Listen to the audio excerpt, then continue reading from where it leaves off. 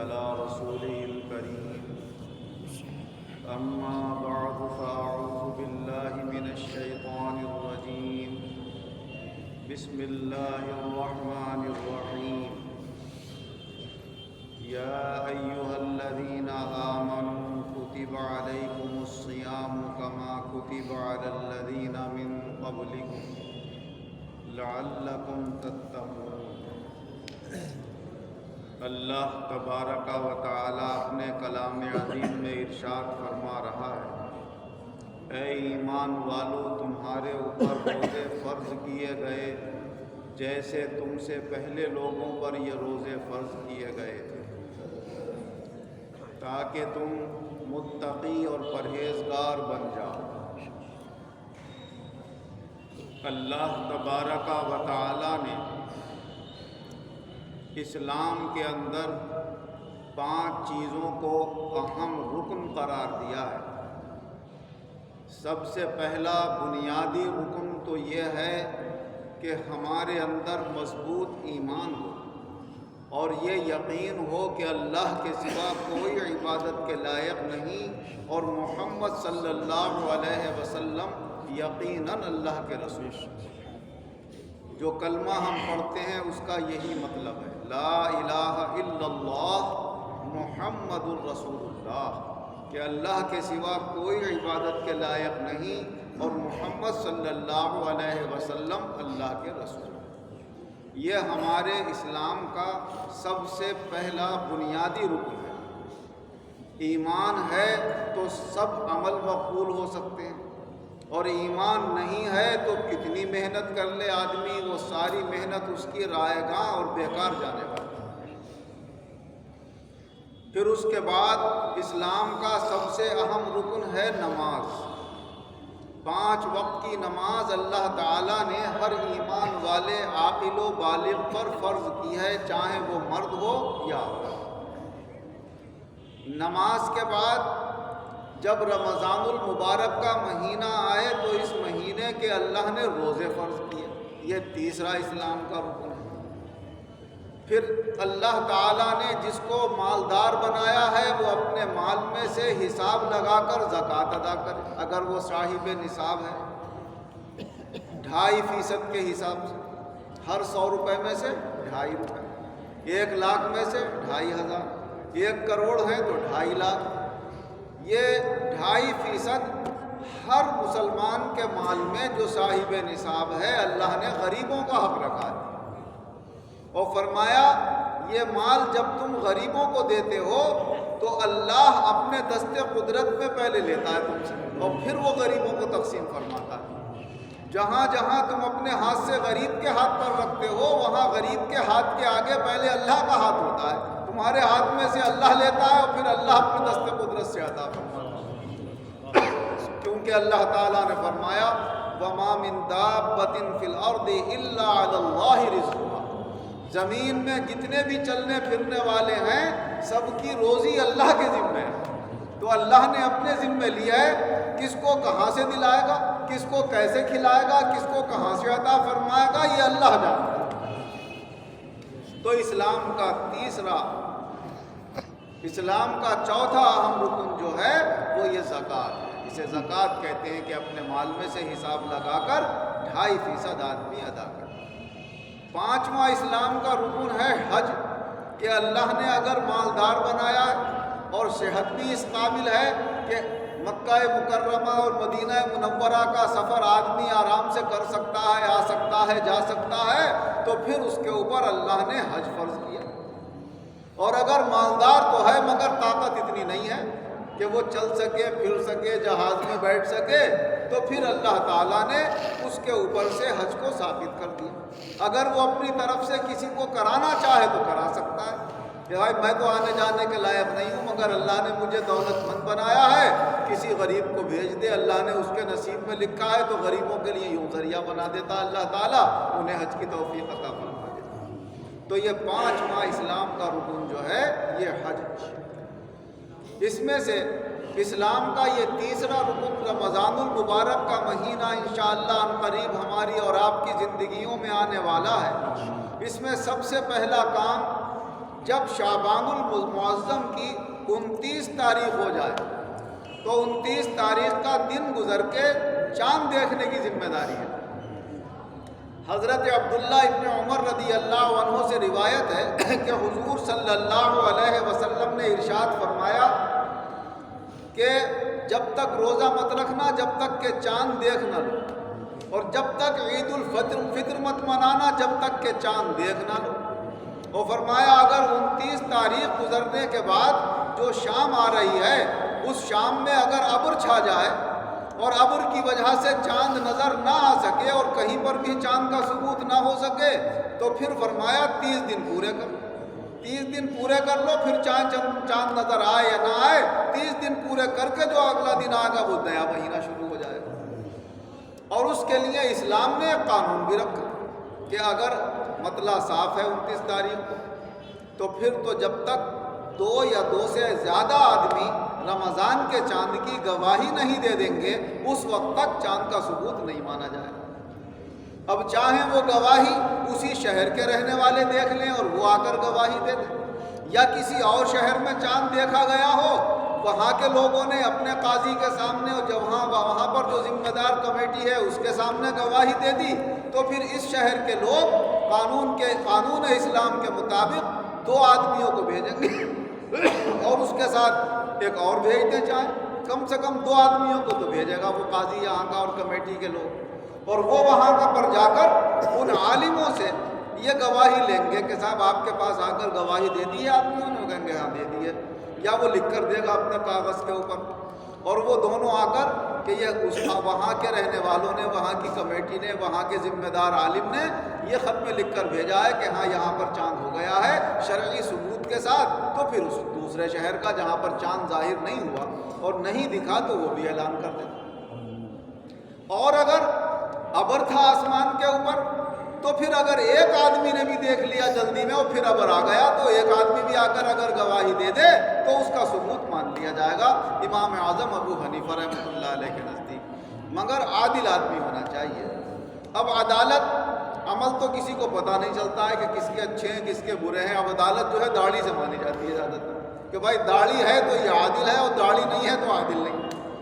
بہت ساری جگہوں پر پہلے داڑھی دیکھی جاتی ہے، بھائی داڑھی ہے تو اس کی گواہی مانی جائے گی، داڑھی نہیں ہے تو نہیں مانی جائے گی۔ واقعی اگر اس کا عمل کوئی برا ظاہر نہیں ہے تو اسے عادل مان لیا جائے،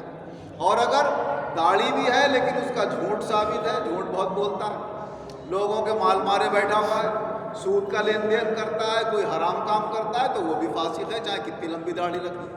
تو جو گناہ کبیرہ کرنے والے ہیں انہیں فاسق مانا جاتا ہے، اسلام میں عادل نہیں مانا جاتا۔ تو داڑھی منڈوانا اور کتروانا بھی اسلام سے حکم سے جو چھوٹی ہے وہ بھی فسق کی وجہ سے اسے عادل نہیں مانا جاتا۔ اور اگر پوری داڑھی ہوتی ہے اور دوسرے عمل کا ہمیں پتہ نہیں تو مستور الحال کہتے ہیں اسے، کہ اس کا حال چھپا ہوا ہے مگر ظاہر میں دکھ رہا ہے کہ بھائی اس کا ایک عمل تو ہمیں ظاہر ہو رہا ہے۔ بہرحال اب یہ علماء کرام کا کام ہے کہ وہ سمجھیں گے غور و فکر کر کے کہ ہمیں شرعی طور سے شہادت ملی ہے، ثبوت ہوا ہے نہیں ہوا ہے، اعلان کریں یا نہ کریں۔ جب سے اقتدار علماء کے ہاتھوں سے گیا اور ہر ایک کے ہاتھ میں اقتدار آ گیا اور اختیار آ گیا تو اسلام کا شیرازہ بکھرا ہوا ہے، ان پڑھ سے ان پڑھ، کم پڑھے لکھا سے کم پڑھا لکھا، چاہے وہ جوتیاں بیچنے والا ہے، چاہے کپڑے بیچنے والا ہے، چاہے علم کی ڈگری ہے یا نہیں ہے، چاہے اخبار والا ہے، اب ہر ایک کو دین میں بولنے کا حق ہوا ہے۔ قاضی صاحب نے ابھی تک اعلان نہیں کرا، فلاں جگہ تو اعلان ہو گیا، انہوں نے تو یوں اعلان کر دیا، اور فلاں اب پریشان کر دیتے ہیں عالموں کو مولویوں کو باتیں بناتے بناتے۔ اور جب سے موبائل نکلا ہے تو اس میں کیا ہے 10 منٹ 5 منٹ لگتے ہیں، لکھو موبائل میں بھیجو وائرل کر دو سب طرف۔ اب سب دیکھ رہے ہیں، کوئی ہنس رہا ہے، کوئی مذاق اڑا رہا ہے، کوئی برا مان رہا ہے، کچھ حمایتی ہیں کچھ مخالف ہیں، تو بکھرے پڑے ہوئے لوگ طرح طرح کے ذہنوں کے الجھنوں کے شکار ہو رہے ہیں۔ کسی نے بہت اچھی بات کہی ہے کہ آج جاہل بھی ہیں عالم کا لبادہ اوڑھے، ایسے ملاؤں سے ایمان بچائے رکھنا۔ یہ دین کا میدان ایک ایسا خالی مل گیا ہے لوگوں کو کہ اس میں ہر ایک کود پڑتا ہے، چاہے اس نے علم دین حاصل کیا ہے یا نہیں کیا ہے، کودنے کا حق ہے اسے، ہر ایک کو بولنے کا حق ہو گیا ہے، اس میں جو دل میں آ رہا ہے بول رہے ہیں، بولتے رہو۔ یہ دنیا ہے یہاں پر تو کوئی دیکھ بھال کرنے والا اس وقت نہیں ہے، لیکن ایک ایک بات کا حساب اللہ کے یہاں دینا ہے۔ جہاں آپ کو حق تھا آپ نے وہاں پر کام کیا تو آپ صحیح ہیں، اور آپ نے ناحق وہاں پر بولا ہے تو ہر ناحق کا جواب اللہ کے یہاں دینا ہوگا۔ لہٰذا ہمیں اپنے علماء پر، اپنی انتظامیہ کمیٹی پر، جامع مسجد کے خاص طور سے ذمہ داروں کے اوپر اپنا اعتماد قائم رکھنا چاہیے کہ یہ بھی ہمارے لیے جو کام کر رہے ہیں تو ان کو جب ثبوت ملے گا اور یہ مناسب سمجھیں گے چاند کا اعلان کریں گے، نہیں سمجھیں گے تو نہیں کریں گے۔ اگر 29 کا اعلان کر دیا ٹھیک ہے، روزہ رکھ لیں گے دوسرے دن، نہیں کیا تو کیا پریشانی ہے؟ جہاں 11 مہینے نہیں رکھے تھے اگر ایک دن اور نہیں رکھ لیں گے تو کیا پریشانی ہو جائے گی؟ اگلے دن سے رکھ لیں گے۔ ایسے ہی عید منانے میں جہاں آپ نے 29 روزے رکھے ہیں، اگر چاند کھل کر نہیں دکھ رہا ہے اور اعلان نہیں ہو رہا ہے تو جہاں 29 رکھ کے اللہ کے کرم سے ایک اور رکھ لو، 30 پورے کر لو بھائی، 30 پورے کر کے عید منا لے۔ تو ایک دن کی بات کی خاطر اتنے انتشار پیدا کرنا ایک دن کے لیے کہ بالکل ایسا معلوم ہوتا ہے کہ عیسیٰ اپنی راہ جا رہے ہیں، موسیٰ اپنی راہ جا رہے ہیں، کوئی ایک رخ ہے نہیں مسلمانوں کا، ایک مقصد ہے نہیں، مقصد سے کتنے ہٹے ہوئے۔ تو یہ طریقہ اسلام کا نہ کبھی تھا اور نہ کبھی ہونا چاہیے۔ جو ایسا طریقہ اختیار کر رہے ہیں وہ اسلام کی منشا اور اللہ اور اس کے رسول کی مرضی کے خلاف کام کر رہے ہیں اور وہ اپنے آخرت کا بہت بڑا نقصان کر رہے ہیں۔ حضرت عبداللہ ابن عباس رضی اللہ عنہ روایت کرتے ہیں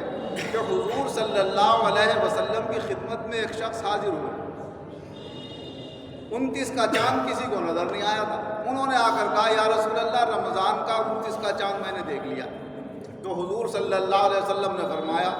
کیا تم یہ تھے جنگل کے رہنے والے آدی باسی، میں تم یہ گواہی دیتے ہو کہ اللہ کے سوا کوئی معبود نہیں؟ کہا اشہد ان لا الہ الا اللہ، میں گواہی دیتا ہوں کہ اللہ کے سوا کوئی معبود نہیں۔ کہا تم یہ گواہی دیتے ہو کہ محمد اللہ کے رسول ہے؟ کہا اشہد ان محمدًا عبدہ ورسولہ، میں گواہی دیتا ہوں، میں تو مسلمان ہوں، اللہ کے معبود ہونے کی بھی گواہی دیتا ہوں اور محمد صلی اللہ علیہ وسلم کے اللہ کا رسول ہونے کی بھی گواہی دیتا ہوں۔ تو حضور صلی اللہ علیہ وسلم نے فرمایا بھائی جاؤ اعلان کر دو کل کو روزہ ہو۔ تو حضور نبی اکرم صلی اللہ علیہ وسلم اس طرح کہ جب کسی کو چاند نظر نہیں آیا اور ابر اتنا صاف نہیں تھا، مطلع اتنا صاف نہیں تھا، ابر آلود تھا، تو ایک آدمی کی گواہی بھی حضور صلی اللہ علیہ وسلم نے مان لی اور اس کے مومن ہونے کو آپ نے اس کے باوقار ہونے کے لیے، متقی اور پرہیزگار ہونے کے لیے، ثقہ اور بھروسے مند ہونے کے لیے اور عادل ہونے کے لیے آپ نے کافی جانا اور اس کفایت کے مطابق حضور صلی اللہ علیہ وسلم نے اعلان کرا دیا۔ لہٰذا اگر کوئی سچا مومن ہے اور وہ آ کر گواہی دیتا ہے تو اس زمانے میں اتنی زیادہ چھان بین کی ضرورت نہیں ہے کہ یہ عادل ہے یا فاسق ہے یا کیا ہے، جس کو دیکھو گے تو کوئی نہ کوئی کمی نکل ہی آئے گی۔ بس ایمان والا ہو، سچے دل سے یہ مانتا ہو کہ اللہ کے سوا کوئی عبادت کے لائق نہیں اور محمد صلی اللہ علیہ وسلم اللہ کے رسول ہیں۔ اگر مطلع ابر آلود ہے تو ایک آدمی کی بات بھی مان لی جائے گی، اور مطلع صاف ہے تو کم سے کم رمضان کے چاند میں 2 کی بات مانی جائے گی، اور عید کے چاند میں اگر مطلع صاف ہے تو زیادہ لوگ ہونا چاہیے تب ان کی بات مانی جاتی ہے، اور ابر آلود ہے تو کم سے کم 2 آدمی گواہی دے تب عید کے چاند کو مانا جاتا ہے۔ بہرحال جب یہ رمضان المبارک کا مہینہ ہمارے قریب آئے تو اس میں 2 باتیں خاص طور سے لحاظ کی ہیں، ایک چاند کا دیکھنا اور دوسرے یہ کہ حضور صلی اللہ علیہ وسلم نے ارشاد فرمایا کہ شک والے دن کوئی شخص روزہ نہ رکھے۔ جیسے 29 کو چاند نظر نہیں آیا، اب کوئی شخص روزہ رکھ لے کہ بھائی میں 30 کا روزہ رکھ لیتا ہوں، اعلان ہو گیا تو رمضان کا ہو جائے گا اور نہیں ہوا تو نفلی روزہ ہو جائے گا۔ ہاں اگر حضور صلی اللہ علیہ وسلم نے فرمایا کہ کوئی شخص کسی دن روزہ رکھتا ہے اور اتفاق سے وہ دن آ رہا ہے 30 کو، جیسے پیر کے دن کا کوئی روزہ رکھتا ہے، اب 29 کا چاند نہیں ہوا تو 30 کا بھی چاند ہو سکتا ہے، 29 کا جب چاند نہیں ہوا تو اگلے دن بھی شعبان ہو سکتا ہے۔ لہٰذا اگر اس نے پیر کے دن روزہ رکھتا ہے ہر مہینے کا جب پیر آتا ہے تو پیر 4 آتی ہیں یا 5 آتی ہیں مہینے میں تو اس کا پیر کے دن روزہ ہوتا ہے، اب وہ پیر کا دن آ رہا ہے 30 تاریخ کو، چاند ہوا نہیں 29 کا، تو وہ 30 کا روزہ رکھ سکتا ہے، اور جو پہلے سے رکھتا ہوا نہیں آ رہا پیر کے دن کا، وہ چاہے کہ میں نفلی روزہ رکھ لوں 30 تاریخ کو تو اسے نہیں رکھنا چاہیے۔ اس سے حضور صلی اللہ علیہ وسلم نے منع فرمایا کہ شعبان کو رمضان سے ملاؤ مت، 1-2 دن کا فاصلہ رکھو، یہاں تک فرمایا شعبان رمضان سے 1 دن پہلے بھی مت رکھا۔ تو ملا ہوا بھی نہ ہو، اور اس سے ایک دن پہلے بھی، کم سے کم 2-3 دن پہلے سے جو نفلی روزے رکھتے ہیں انہیں چھوڑ دینا چاہیے، تاکہ طاقت اور ہمت پیدا ہو جائے تو وہ رمضان کے روزے کے لیے تیار ہو جائے۔ اللہ تبارک و تعالی ہمیں قرآن و حدیث کے مطابق اپنی زندگیاں گزارنے کی توفیق عطا فرمائے، اور خاص طور سے رمضان کے اہتمام کی بھی توفیق عطا فرمائے۔ آمین وآخر دعوانا